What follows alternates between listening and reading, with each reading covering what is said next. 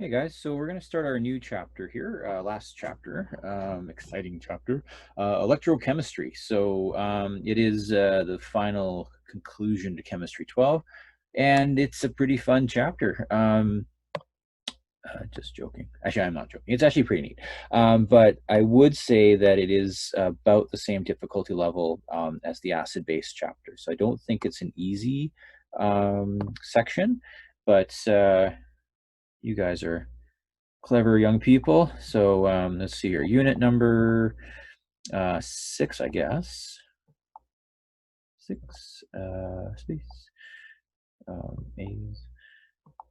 Electrochemistry. So it kind of chemistry. Obviously, it's chemistry, so that's what we're doing. And today's topic, we're just going to look at oxidation numbers.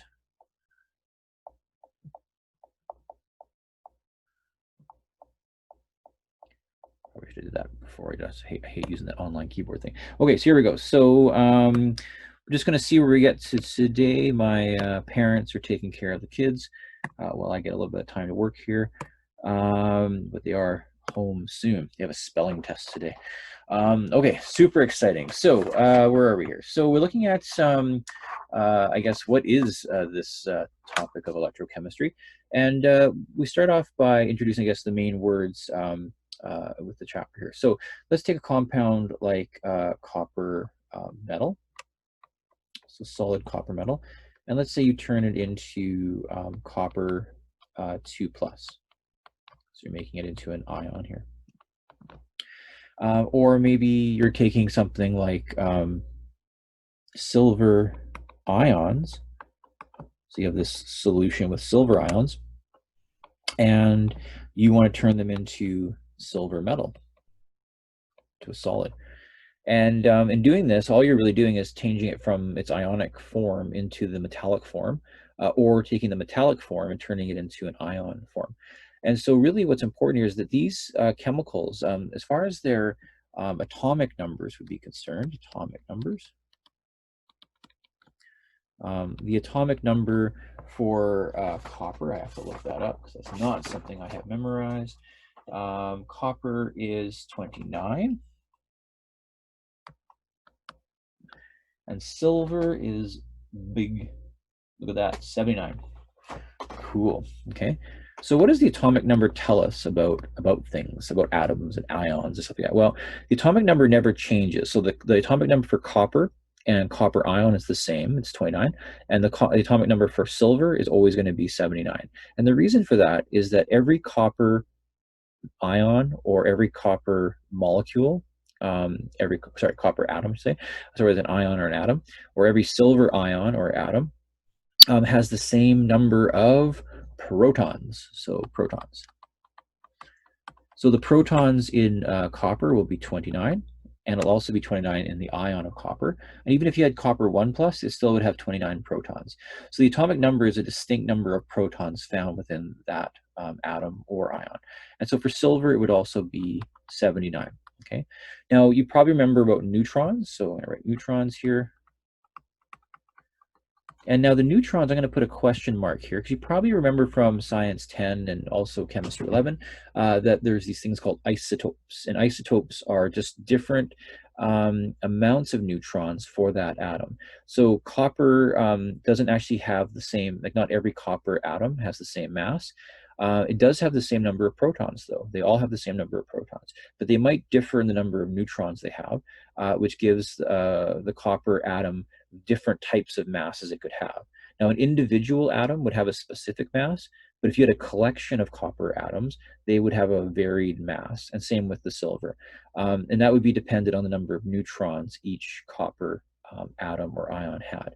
So the only other subatomic particle that we're not really talking about here are the electrons.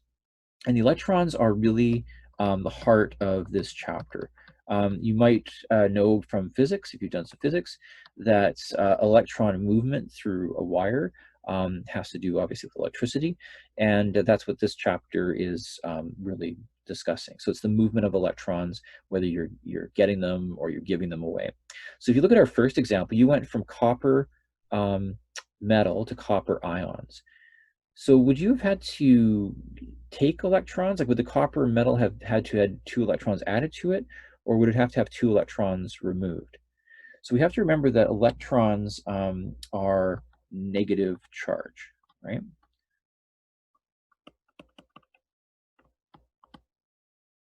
So they are a negative charged particle. So if you were to add an electron to something, it should become more negative or less positive.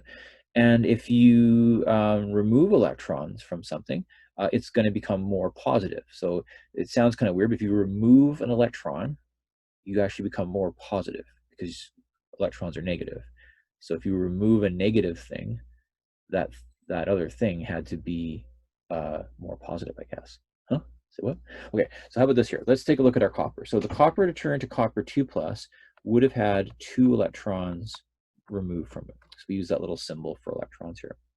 And now if you look at the charges, the charge on the left side is 0, and the charge on the right side would be +2, but then now you'd be adding 2 negative things, so the net charge on that side is 0. So the charge balances here. If you had written it on this side, then you would have basically been saying you're adding 2 electrons to copper.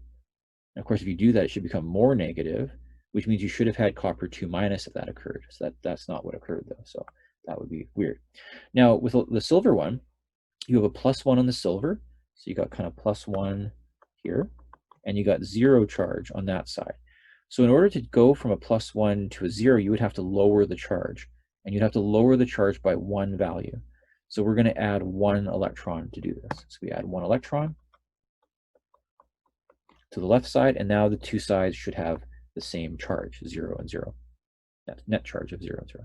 Okay, so that's kind of the gist of what we do this entire chapter. I mean, it does get more complicated, but that's kind of the heart of everything.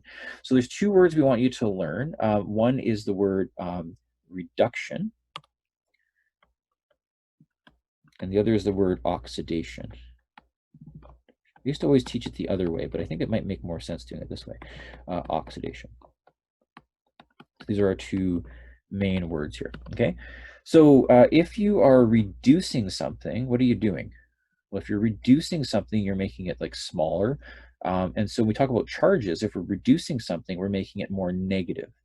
So the reduction basically lowers the charge.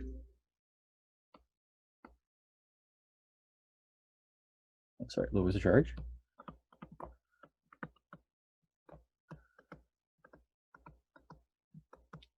But more importantly than lowering the charge, I think would be what would you had to do to reduce an atom?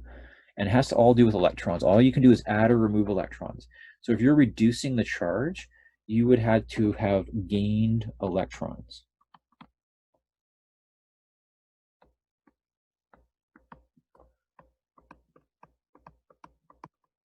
Because remember, electrons have a negative charge, okay? So gaining a negative charge means you are reduced. But I can see how a lot of students, when they first learn this, that's going to not make them feel good, because if you gain something, I think for a lot of people, they're going to think, well, you should have more of it, so you should be positive. You should be a more positive charge. But remember, electrons are negative. So you're going to gain electrons and you're going to reduce something, okay?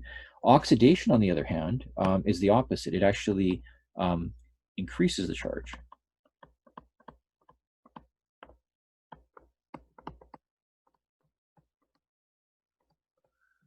Once again, I think more importantly is to understand what's happening with the electrons here.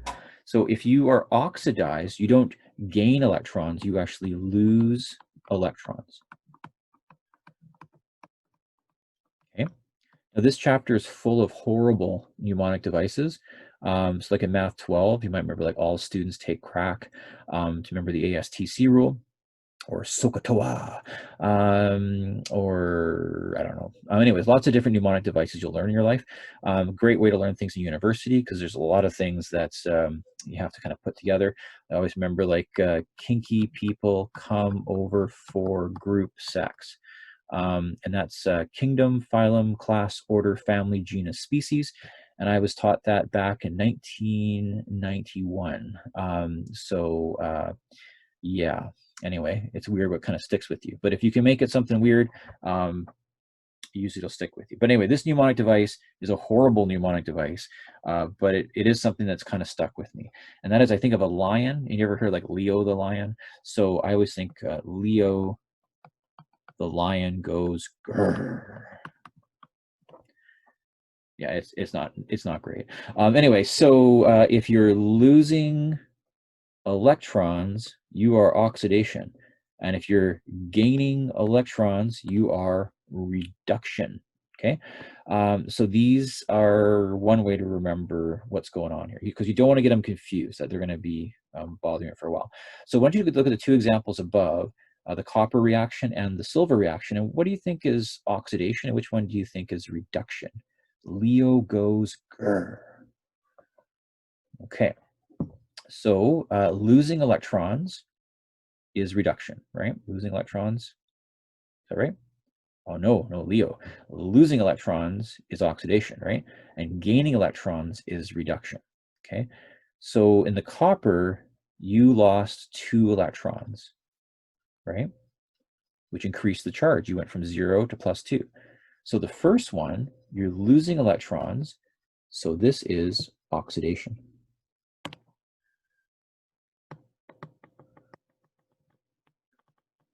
That's an oxidation reaction. You're losing electrons. And in the silver one, you're gaining an electron, which is why the charge goes down, right? So you lower the charge. So this would be, let's see, reduction. You are reducing the silver's charge, okay? So let's try one more here, just on your own, see what you think. Let's take zinc ions. Let's turn them into zinc metal. That's always fun. Okay, so what do you think? What do you think? What do you think? What do you think? Well, let's put the electrons in. Let's balance it out here. So I have to add electrons and have to have the charges be the same. So right now I got a +2 on the left. I got a 0 on the right. And electrons have a negative charge. So I should always add them to the more positive side. So I will add my 2 electrons here. Okay. And adding 2 electrons there, I make this left side a 0 charge and I make the right side a 0 charge. So I am hunky-dory. So did I just oxidize something or did I just reduce something? Well, I gained electrons, right? Zinc gained electrons. So this would be a reduction reaction. Okay, so reduction reaction. Okay, so that's fun. Reduction oxidation. So just try to remember Leo goes grrr. Okay. Now, next big set of words here, reducing agents and oxidizing agents. So reducing agents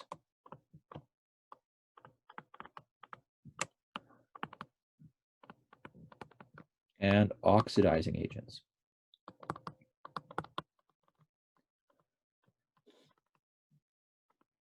Okay, so this actually is confusing. I think the first time I teach this is always like a really painful thing. So a reducing agent, so the word agent means chemical here, or species, so chemical. So a reducing agent is a chemical that causes another chemical to get reduced. And an oxidizing agent is a chemical that causes another chemical to get oxidized. So reducing agents cause another chemical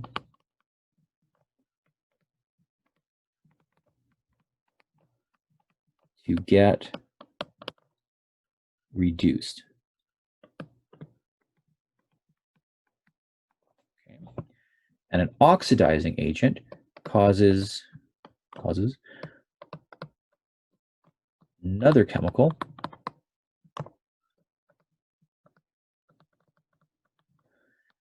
to get oxidized. So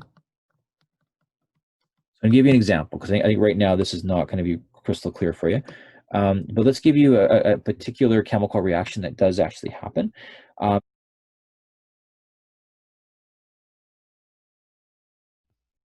Okay, guys, so we are trying to fix a little audio problem we had with the previous video. So I'm going to share that screen.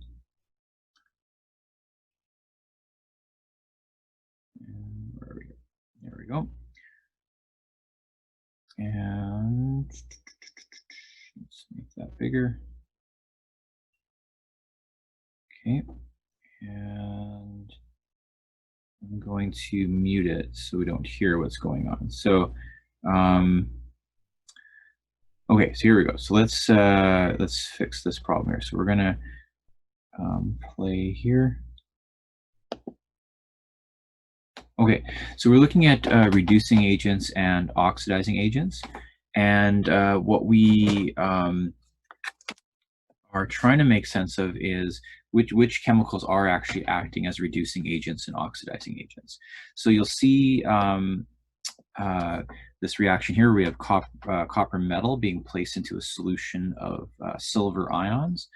And what we're curious about is what would take place first, I guess. Would there be a reaction? And if so, what's being reduced and what's being oxidized? So let's just think about putting that together. So we have a beaker with some silver ions, put some copper metal in, and then we are going to get a solid substance forming, which is silver metal, and we also get copper ions being produced. So you can see that the silver went from being an ionic form in solution to a solid, and the copper went from being just a piece of metal turning into ions. So the solution actually would start turning blue because copper ions are blue, and the copper metal would actually get smaller. So what's actually happening to the silver here? That's that red arrow. And the copper, what's happening to it? So which one do you think is being oxidized, and which one do you think is being reduced or going under reduction? So silver is going from +1 to 0, and copper is going from 0 to +2. So the silver ions are definitely being reduced, so we say that's a reduction reaction. And the copper metal is undergoing oxidation. So we would say that the copper metal is being oxidized. And in fact, a good rule of thumb is to remember that most metals can only be oxidized. They cannot be reduced, at least the metallic form of them. So which one's the reducing agent and which one's the oxidizing agent? So a reducing agent is a chemical that causes the reduction of another chemical, and an oxidizing agent is a chemical that causes the oxidation of another metal. So we have to sort of track the electron flow here. So remember we said silver ions went from +1 to 0, so that would be reduction. So you'd have to be adding electrons to the silver ions. So where would those electrons come from in the first place? They don't just magically appear. So the silver ions are receiving electrons because there is a loss of electrons from another chemical. So which chemical is losing the electrons? Well, it's the copper. So the copper loses its electrons and transfers them to the silver. And so if we think about reducing agents and oxidizing agents, which thing caused the silver ions to get reduced? The silver ions got reduced. Which chemical actually caused that to happen? What do you guys think about that? I'm doing dramatic pause here because I don't know what I said in the original video. So we're going to put like sort of shapes around these in a second here, and defining which thing is the reducing agent. So which thing caused silver ions to get reduced, and which thing caused copper metal to get oxidized? So we're going to put a purple box around the reducing agent, which would be the copper. So notice that the silver ions were reduced, but it was the copper that provided the electrons for that to happen. So we would say copper is the reducing agent, and we're going to use a green circle to represent the oxidizing agent. So what was it that caused copper to get oxidized? Well, it was the silver ions that actually did that. They took the electrons from the copper metal, so they caused the copper metal to get oxidized. So the silver ions are actually the oxidizing agent. And notice that the name's kind of confusing because the oxidizing agent gets reduced, but the reducing agent actually gets oxidized.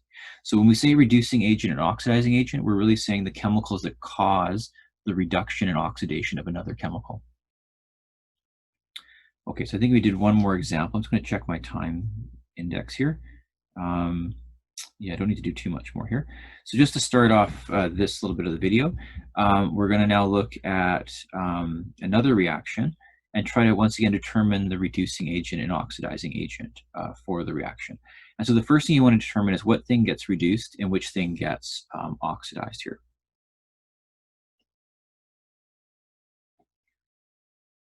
Okay, so I think I'm going to stop the video here, but we're taking lead ions and we are adding copper ions to them. Okay, so I'm going to stop sharing here.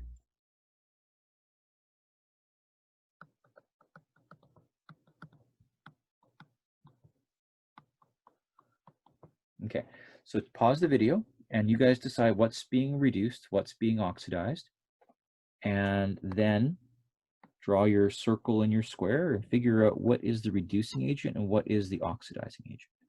So pressing pause, pause, start. Okay, here we go. So what happened to the lead? The lead went from +2 to +4, so its charge went up, which means it sure wasn't reduced, it was oxidized. So oxidized or oxidation. Okay, and the copper ions went from being +2 to 0, so they were definitely reduced or underwent reduction. Okay, now the lead ions were oxidized, which means they had to give up their electrons. But what made them give up their electrons? Well, it was the copper. So the copper is the oxidizing agent. I use this green circle for that. So that is the oxidizing agent. It took electrons, it took the electrons from the lead and gave them to the copper, okay? So the copper ions took the electrons, so they are the oxidizing agent. And of course, the lead ions, they gave up their electrons, so they allowed that to happen, so they are the reducing agent.